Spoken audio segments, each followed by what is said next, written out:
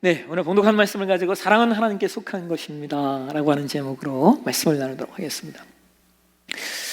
오늘은 다시 이제 기독교 세계관 시리즈 설교로 돌아왔어요. 한동안 이제 절기와 이렇게 섞인 내용들 때문에, 사역글에 관한 내용 때문에 조금 멈추었었는데요. 오늘이 기독교 세계관 시리즈 13번째 시간입니다. 13번째 시간. 네, 여러분 혹시 기억나세요? 우리 기독교 세계관에 핵심적인 뼈대가 있다라고 말씀드렸죠. 기억나십니까? 세 가지 뼈대예요. 뭡니까? 창조, 타락, 구속이라는 얘기예요. 구속. 예, 그렇죠. 제가 아무리 설교해도 여러분이 잃어버리시기 때문에 제가 존재하는 겁니다.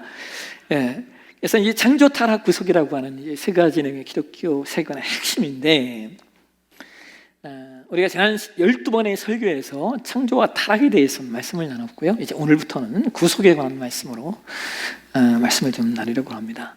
자연스럽게 12월 달 이제 성탄의 절기와 이렇게 연결이 되어서 참 좋다라는 생각을 저는 가지고 있습니다. 예전에 한 선후님이 저에게 이런 질문을 하셨어요. 목사님, 기독교 신앙에 왜 구약 성경이 필요합니까? 혹시 여러분 이런 생각을 해보신 적이 없으신가요?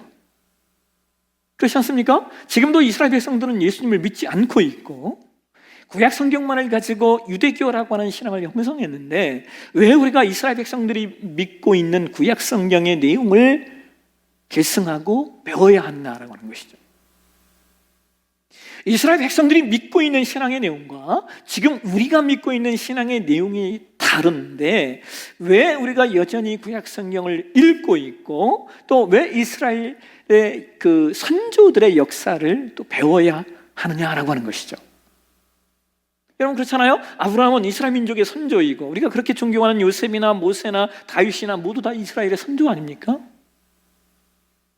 그리고 구약성경을 우리가 읽다 보면요, 구약성경의 가장 많은 부분 가운데 하나가 역사입니다. 이스라엘의 역사입니다. 그런데 우리가 왜 그들의 역사를 배우고 설교해야 하느냐라고.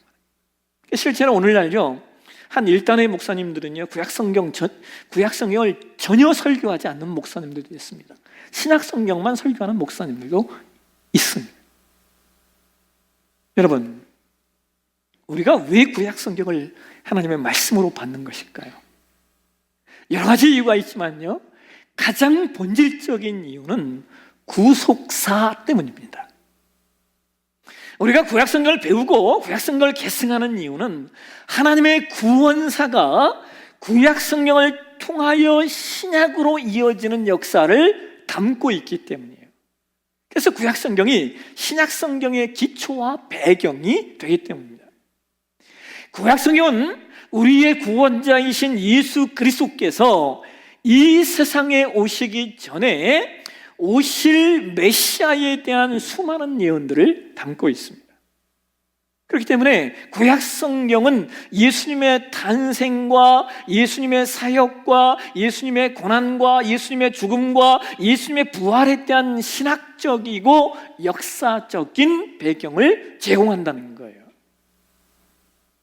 그래서 예수님도 이런 말씀을 하시죠. 마태복음 5장 17절 말씀을 한번 보실까요? 예, 같이 한번 읽겠습니다. 내가 율법이나 선지자를 폐하러 온 줄로 생각하지 말라. 폐하러 온 것이 아니고 완전하게 하려 함이라. 예수님이 율법이나 선지자를 폐하러 오시지 않았다는 거예요. 오히려 그것들을 완전케 하시기 위하여 오셨다는 거예요. 왜 그렇습니까? 예수님이 율법의 완성이시고 예수님이 구약의 선지자들이 그렇게 예언했던 메시아, 즉 구원자이시기 때문입니다. 그렇기 때문에 예수님뿐만 아니라 신약 성경을 기록한 여러 저자들, 사도들과 장로들이 구약 성경의 내용을 자주 인용하는 겁니다. 왜 구약 성경의 말씀들을 인용하느냐? 유대인과 이방인에게 예수님의 존재성을 증명하기 위한 과정과 방법과 내용이 되는 것이 바로 구약성경이기 때문입니다. 그래서 기독교는 하나님이 아브라함과 이스라엘 백성에게 주신 구약의 언약과 예수 그리스도를 통하여 우리 가운데, 예수 그리스도와 사도들을 통하여 우리 가운데 주신 새로운 언약, 즉 신약으로 이어지는 하나님의 구원 계획의 연속성을 성경이 강조하고 있습니다. 그러니까 여러분, 구약의 역사는요, 신약의 복음으로 가는 길목이다라고 생각하시면 돼요. 그 때문에 우리가 구약 성경을 통하여 구약 성경에 기록된 하나님의 구원 계획과 구약 성경에 예언된 메시아이신 예수 그리스도를 발견해야 하는 것이죠. 오늘은 구약 성경에 나타난 하나님의 구원 계획에 대해서 좀 살펴보려고 하는데요, 제가 이 내용을 좀 몇 주간 설교할 건데, 오늘은 예수 그리스도의 십자가 사건과 연결하여 구약 성경이 말하고 있는 예표들 그리고 모형들에 대해서 좀 말씀을 나누도록 하겠습니다. 창세기 3장 14절과 15절로 한번 가보실까요? 같이 한번 읽겠습니다. 여호와 하나님이 뱀에게 이르시되 내가 이렇게 하였으니 내가 모든 가축과 들의 모든 짐승보다 더 저주를 받아 배로 다니고 살아있는 동안 흙을 먹을지니라. 내가 너로 여자와 원수가 되게 하고 내 후손도 여자의 후손과 원수가 되게 하리니 여자의 후손은 내 머리를 상하게 할 것이요 너는 그의 발꿈치를 상하게 할 것이니라 하시고. 여러분, 여기 창세기 3장 15절의 말씀을요, 학자들이 뭐라고 말하냐면요, 원시복음이라고 얘기해요. 원시복음. 근데 이 원시라는 단어를 우리가 잘 해석을 해야 돼요. 우리는 종종 그 원시 그러면 먼저 미개한 거, 무슨 구석기 이렇게 해석을 하는데, 여기 원시라는 말은요, 한자어로 근원 원자의 처음 시자예요. 그러니까 이 창세기 3장 15절 말씀은 처음 근원이 때는 복된 소식이라고 하는 의미를 가지고 있습니다. 여기 뱀은 사탄을 말하는 것이고 여자는 하와를 말하는 것이죠. 그래서 사탄과 여자의 후손들이 서로 원수가 된다는 거예요. 여자의 후손은 사탄의 머리를 상하게 할 것이고 사탄은 그의 발꿈치를 상하게 한다는 거예요. 여러분, 여기 이 말씀은요, 우리에게 무엇을 알려주고 있냐면 구속자가 여자의 후손으로 이 땅에 오신다는 걸 알려주는 거예요. 그리고 구속을 위한 치열한 이 구속은 치열한 영적 전쟁이라는 사실을, 아주 치열한 무서운 영적 전쟁이라는 사실을 우리 가운데 알려주고 있습니다. 예수께서 십자가를 통하여 발꿈치를 물리셨어요. 그러나 그 십자가를 통과하시고 부활하셔서 승리하심으로 말미암아 사단의 머리를 깨트리는 겁니다. 여러분, 하나님께서 타락한 인간에게 이 말씀을 주시고요, 그 다음 주시고 나서 징계에 관한 말씀들을 하시죠. 징계에 관한 말씀을 하시는데, 그 징계에 관한 인간에게 주시는 징계의 말씀을 하신 후에 또 바로 이어지는 말씀이 뭐예요? 창세기 3장 21절 말씀이에요. 보실까요? 같이 읽겠습니다. 여호와 하나님이 아담과 그의 아내를 위하여 가죽옷을 지어 입히시니라. 여러분, 제가 이 말씀 얼마 전에도 나눴던 얘기인데요, 여러분, 여기 지어 입히셨다라고 하는 이 표현은요, 하나님께서 아담에게 말씀하셔서 그 말씀하신 대로 아담이 그것을 지어 입었다라는 말씀이에요. 그러니까 동물은 누가 잡은 거예요? 아담이 잡은 겁니다. 그런데 가죽옷을 입히려고 하면 동물을 어떻게 해야 돼요? 죽여야 되는 거죠. 여러분, 창세기 3장에서 동물을 잡는다라고 하는 것은요, 먹기 위한 동물이 아닙니다. 왜냐하면 적어도 성경이 인간이 음식을 먹었을 때를 언제라고 기록을 하고 있냐면 노아의 홍수 이후라고 말하고 있기 때문에 그래요. 창세기 9장 2절과 3절 한번 보실까요? 같이 한번 읽겠습니다. 땅의 모든 짐승과 공중의 모든 새와 땅에 기는 모든 것과 바다의 모든 물고기와 너희를 두려워하며 너희를 무서워하리니 이들은 너희의 손에 붙였음이라. 모든 산동물은 너희의 먹을 것이 될지라. 채소같이 내가 이것을 다 너희에게 주노라. 왜 하나님이 노아의 홍수 이후에 사람에게 동물을 음식으로 주시느냐? 그 이유는 노아의 홍수를 통하여 지구의 환경이 바뀌었기 때문입니다. 그래서 엄청난 에너지를 소모해야 되는, 엄청난 에너지가 필요한 상황이 되었기 때문에 하나님이 동물을 먹이로 주시는데, 그러나 그 이전에는 그렇지가 않았다는 것을. 그래서 창세기 3장 21절에 나타난 동물의 죽음은 단순히 먹기 위한 내용이 아니라 이게 무엇을 상징하고 있냐면 인간이 온전히 살기 위해서는 누군가가 죽어야 한다라고 하는 것을 예표하고 있다는 거예요. 그리고 이것이 결국 구약의 제사로 연결이 되는 겁니다. 여러분, 제사는 내가 죽어야 되는데 내가 죽지 않고 동물이 나를 위하여 죽는 거예요. 나를 대신하여 동물이 제물이 되는 것이 구약 제사가 가지고 있는 의미라는 것입니다. 그런데 이와 같은 모습은요, 하나님께서 이스라엘의 조상으로 삼으신 아브라함 때도 똑같이 드러나요. 여러분, 하나님께서 아브라함을 부르셔서 그를 복의 근원이 되게 하시죠. 그러면서 하시는 말씀이 뭐예요? 창세기 12장 2절 보실까요? 뭐라고 말씀하십니까? 내가 너로 큰 민족을 이룰 것이다. 창세기 15장 5절, 하늘에 무뼈를 세어보라, 내 자손이 이와 같을 것이다. 근데 여러분, 이 말씀이 참 이게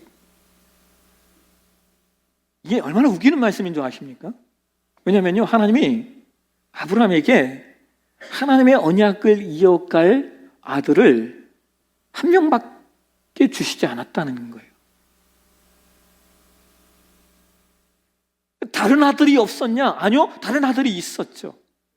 하갈에게서 낳은 이스마엘도 있었고, 또 구두라라고 하는 척백에서 낳은 자녀도 있어요. 역대상 1장 32절에 성경이 이런 얘기를 합니다. 아브라함의 소실 그들아가 낳은 자손은 시므란과 욕산과 무단과 미디안과 이스박과 수아요라고 이야기를 해요. 그러니까 이삭과 이스마엘 외에도 6명이나 더 있었다는 이야기죠. 근데 여러분, 한번 생각해 보세요. 큰 민족, 후손들이 하늘의 별과 같이 많아지려면 자식이 많은 게 유리합니까? 자식이 적은 게 유리합니까? 당연히 많은 게 유리하죠. 그런데 하나님은 이삭 하나만 언약의 자손이라고 말씀하셔요. 그런데 더 놀라운 것은요, 하나님이 그 언약의 아들인 이삭마저도 어디에다가? 모리아 산에서 제물로 잡으라고 말씀하셔요. 아니, 여러분, 이게 이해가 되십니까?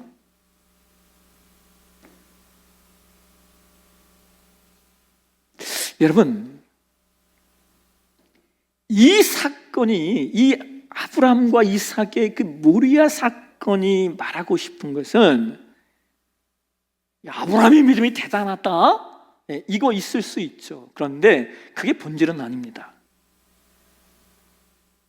이 사건의 본질은요, 여러분, 당시 아브라함은 집안의 제사장의 역할을 했어요. 그래서 그도 역시 수시로 제물의 배를 갈랐던 사람이에요. 그는 제물이 어떻게 참혹하게 죽는지를 수시로 보았던 사람입니다. 그런데 창세기 22장에 보면 하나님이 명령하셔요. 하나님의 명령이 떨어지자 아브라함이 그 다음날 아침 일찍이 일어나서 나귀의 안장을 지우고 아들 이삭과 땔감과 칼을 가지고 모리아 산으로 길을 떠납니다.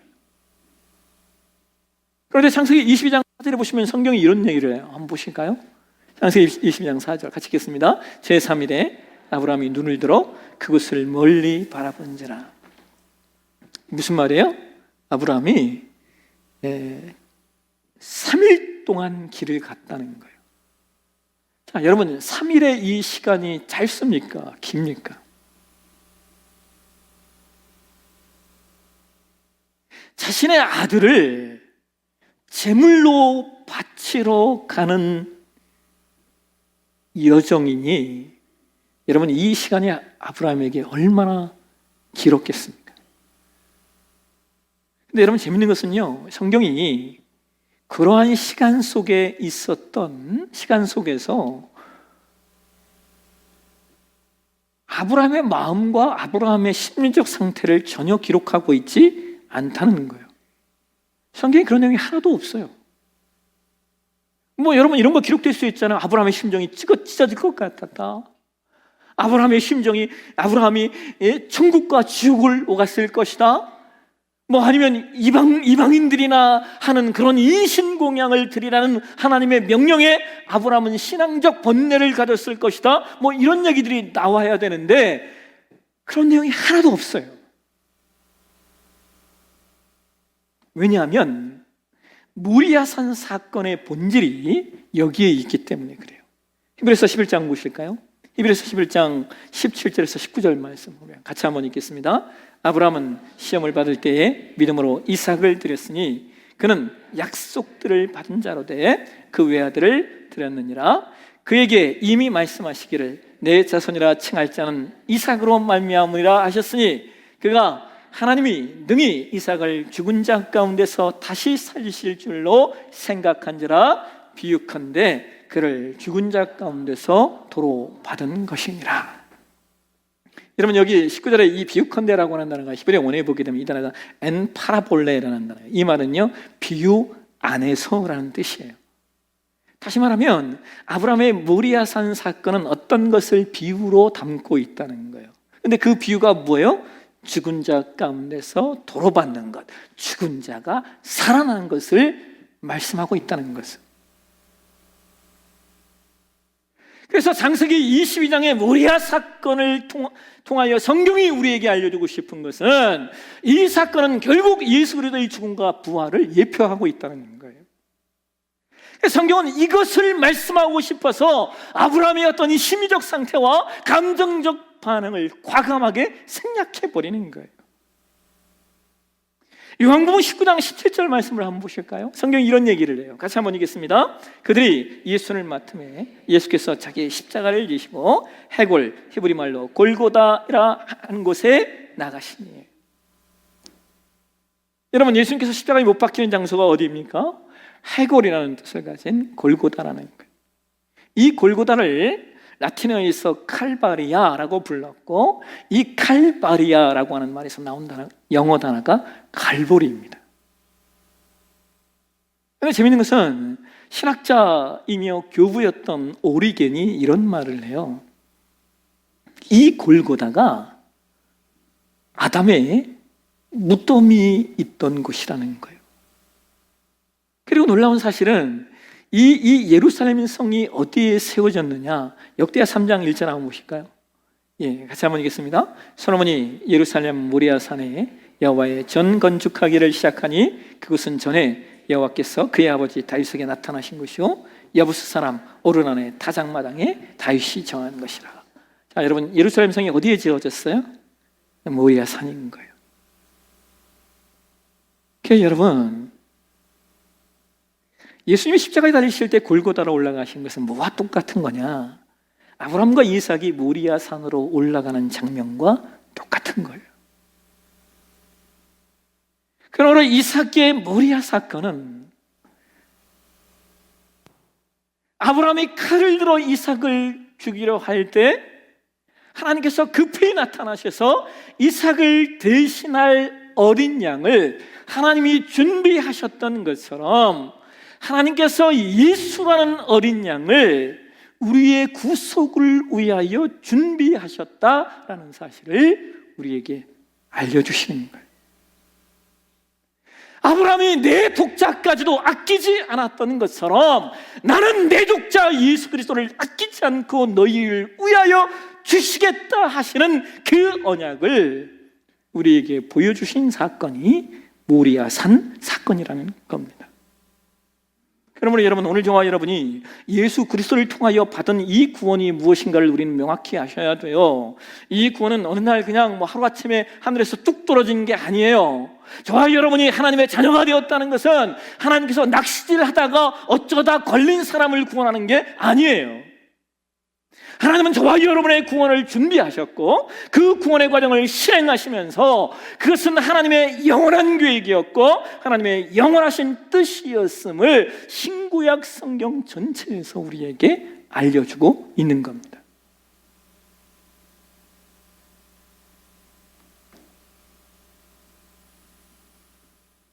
무엇보다 더 놀라운 사실은 여러분, 우리가 하나님을 뭐라고 부릅니까? 우리 기독교 신앙에서 하나님 뭐라고 불러요? 여호와라고 부르세요. 여호와.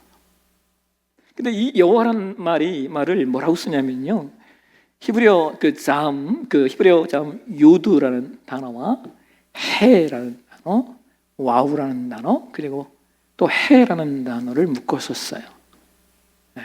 이미지 좀 보여주세요. 예. 이걸 우리가 이제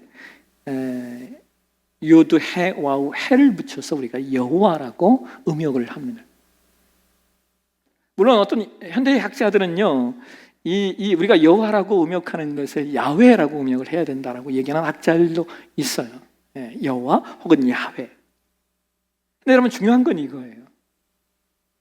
고대 히브리어 상형 문자를 연구하시는 분들의 견해에 따르면요, 여기 히브리어 유드라는 단어는 손을 의미한다. 손. 그리고 또 해라고 하는 이 단어는요, 보다라는 뜻이래요. 그 다음 와우라는 단어는요, 못이라는 거예요. 못. 예? 못. 또 그 다음에 해라는 단어가 또 나오죠. 역시 보다라는 뜻이에요. 그래서 히브리어 상형 문자를 연구하시는 분들은 이 여호와 야훼를 어떻게 해석을 하냐면요, 그 손을 보라, 그 못을 보라라고 해석을 합니다. 여러분, 우리가 보아야 할 손이 무엇일까요? 우리가 보아야 할 못이 무엇일까요? 그것은 단연코 십자가에 못 박히신 예수 그리스도의 그 손, 그 못자국을 말하는 것이죠. 그래서 여러분, 고대 히브리어 상형 문자를 연구하시는 분들은 기독교 신앙은 우리가 믿는 하나님의 이름마저도 십자가에 못 박히신 예수 그리스도를 예표하고 있다는 거예요. 그렇기 때문에 모든 성경은 예수 그리스도를 우리에게 알려주고 있다는 겁니다.